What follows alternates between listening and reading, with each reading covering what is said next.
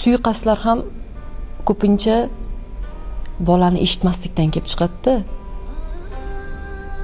Bola jim bo'lib qoladi.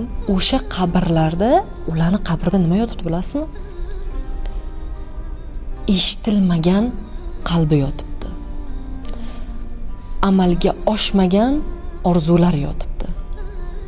Endi o'sha suiqasddan oldin nima bo'lgan bilasizmi? Minglab urinishlar bo'lgan. Bir marta dorini sinab ko'rmoqchi bo'lgan, bir marta mashinani yo'liga chiqmoqchi bo'lgan, u bir necha marta o'sha 9-etaj, 10-etajga chiqmoqchi bo'lib ko'rgan.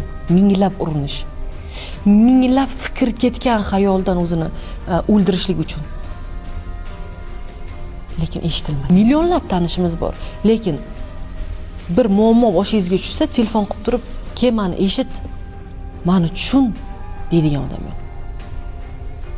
O'sha o'limlarning orqasida butun boshli bir oila turibdi-da. Butun bir boshli bir onani umidi, otani umidi turibdi. Yosh esa o'zini nimadir qilyapti. Nima uchun eshitilmaganlikdan?